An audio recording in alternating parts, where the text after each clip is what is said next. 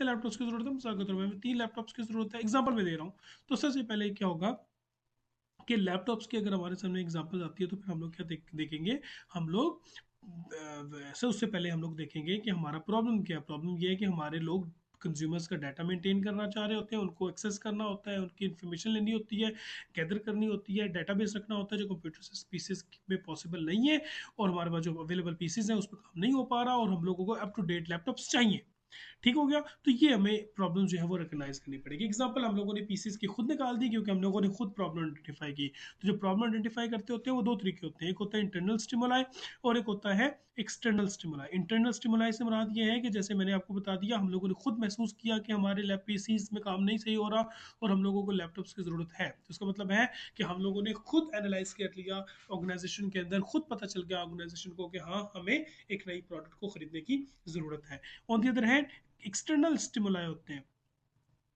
External stimuli से मुराद ये होता है कि हमारे बॉस, हमारे ऑर्गेनाइजेशन के कुछ मेंबर जो सीनियर्स होंगे, वो किसी सेमिनार में जाएंगे, किसी कॉन्फ्रेंस में जाएंगे, किसी वर्कशॉप में जाएंगे, किसी न किसी जो है वो ट्रेड शो में जाएंगे, ठीक है, और वहाँ पे जाके देखेंगे कि मुख्तलिफ किस्म की एक्टिविटीज़ परफॉर्म हो रही है, तो वो भी सोचेगा यार ये इतना अच्छा आइडिया है, क्यों ना हम भी अप्लाई करें।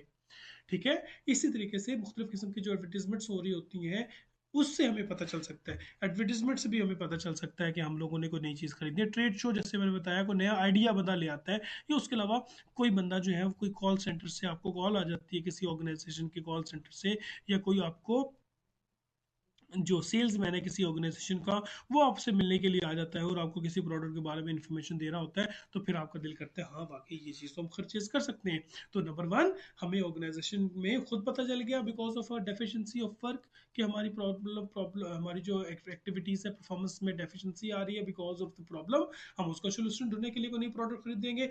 या एक्सटर्नल स्टिमुलाई, जैसे कि मैंने आपको बताया कि कोई ट्रेड शो, कोई एडवर्टीजमेंट, कोई इश्तिहार, या कोई बंदा हमारे पास आके हमें इंफॉर्मेशन दे सकता है। ठीक है, नंबर टू, फिर जब हम लोग नीड आइडेंटिफाई कर लेंगे तो फिर हम लोग नीड डिस्क्राइब कर लेंगे अपनी नीड को, जैसे हम लोग बात पढ़ चुके हैं। फिर प्रोडक्ट स्पेसिफिकेशन आएगा कि कौन सी प्रोडक्ट जो है वो हम लोगों ने कि कौन सी प्रोडक्ट जो है वो हम लोगों ने खरीदनी है in order to complete our in order to solve our problem. Product बड़ी इंपॉर्टेंट होती है, लैपटॉप की बात हम जैसे हम कर रहे थे। ठीक हो गया, फिर हम लोग ये चेक करेंगे प्रोडक्ट स्पेसिफिकेशन कौन सी, लेकिन प्रोडक्ट कौन सी खरीदनी है, हमने प्रॉब्लम देख लिया अपना, और प्रोडक्ट हम लोगों ने ढूंढी कि हम लोगों ने लैपटॉप खरीदने हैं, जैसे कि हम लोग पढ़ चुके हैं। फिर value analysis is an approach to cost reduction where components are studied to determine if they can be redesigned, standardized or made with less costly method of production।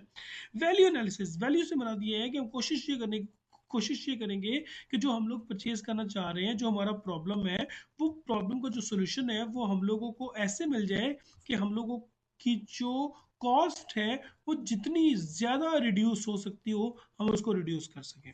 ठीक है, जितनी ज़्यादा हमारी कॉस्ट कम हो सकती हो हम कर लें। कोशिश करें कि वही जो पीसीज हैं, पहले कोशिश करेंगे वो जो पीसीज हैं, ठीक है, वो जो पीसीज है उनको हम एडवांस करने की कोशिश करें। अगर पीसी एडवांस नहीं हो सकते तो हम लोग लैपटॉप्स लेने की कोशिश करें, और कोशिश करें वो लैपटॉप्स लें जो कि यूज्ड में आते हैं, पुराने आते हैं, ये पुरानी जनरेशन के आते हैं।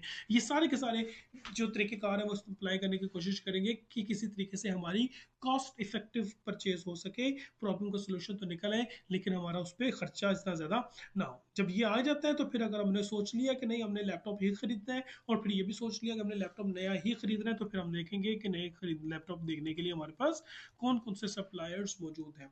ठीक हो गया, ये सप्लायर्स जितने भी हमारे पास मौजूद होंगे हम उनकी डिटेल्स अपने पास रखेंगे। सप्लायर्स के बाद फिर आ जाता है प्रपोजल सोलिसिटेशन।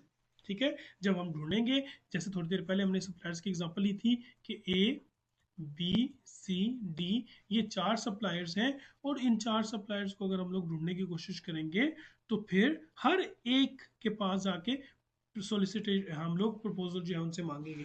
एक चीज़ होती है सोलिसिटेड प्रपोजल, एक होता है अनसोलिसिटेड प्रपोजल। ये मैं थोड़ा सा आप लोगों को बोर्ड पे समझाने की कोशिश करता हूँ ताकि सोलिसिटेड और अनसोलिसिटेड हम लोगों को समझ आ जाए।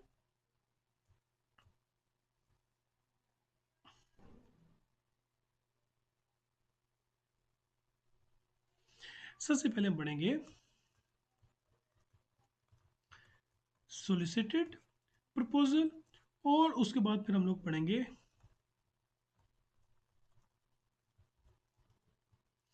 Unsolicited proposals. ठीक है जी। सोलिसिटेड का मतलब ये होता है कि मिसाल के तौर पे ABC कंपनी जो है वो कुछ ना कुछ परचेज करना चाह रही है लैपटॉप्स। ठीक है। सोलिसिटेड में होता है कि ABC कंपनी सर्च करती है मार्केट में कौन कौन सी कंपनीज जो है वो लैपटॉप बना रही है। हम ये कहते हैं कि डेल वाले लैपटॉप्स बना रहे हैं, हम ये कहते हैं कि HP लैपटॉप्स बना रही है, और हम लोग ये कहते हैं कि लिनोवो बना रहे हैं। हमारे जहन में हमने जो सर्च किया उसमें सिर्फ ये 3 कंपनियां हैं जो लैपटॉप्स बना रही है। ठीक हो गया। या 3 कंपनीज नहीं बना रही, बल्कि हम लोग और डिस्कस करते हैं 3 कंपनीज के अलावा और भी कंपनी है जो बना रही है। मिसाल के तौर पे ये कंपनी का नाम लीजिए, और उसके बाद हम लोग दो दो कंपनीज का नाम लेते हैं। मिसाल के तौर पे एसर लैपटॉप बना रही है, उसके अलावा सोनी वायो है जिसका लैपटॉप होता है। ठीक हो गया। तो ये मिसाल के तौर पे 4-5 कंपनी, इसके अलावा भी है, तोशिबा भी है, और भी कंपनीज हैं, लेकिन हम लोग इन्हीं के एग्जाम्पल लेते हैं।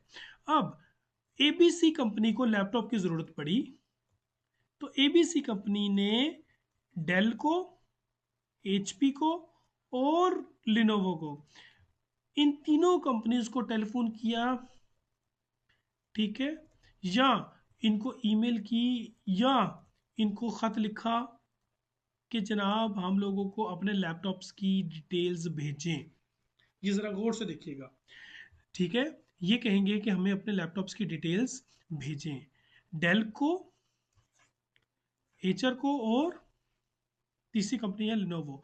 इन तीनों कंपनीज को ABC कंपनी ने खत लिखा, या उनसे को अप्रोच किया, लेटर लिखा, खत लिखा, टेलीफोन किया, व्हाट्सएप किया, जो भी इनके पास तरीक़ेकार हैं वो जिन्होंने यूटिलाइज किए।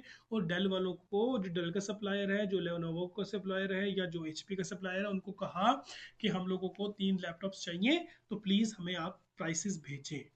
अब डेल वालों ने जो है वो भी अपनी प्राइसेस भेजी ABC कंपनी को, HP ने भी भेजी और लिनोवो ने भी भेजी। इन तीनों ने जो अपने लेटर हेड्स पे या अपने ऑफिशियल जो डिटेल्स भेजी कि हमारे लैपटॉप्स जो हैं उनकी क्वालिटीज़ ये हैं, उनके स्पेसिफिकेशंस ये हैं, ये सर्विसेज दे रहे हैं, उसकी प्राइस ये होगी, 3 लेके जाएंगे तो हम आपको ये सर्विसेज देंगे, वगैरह वगैरह।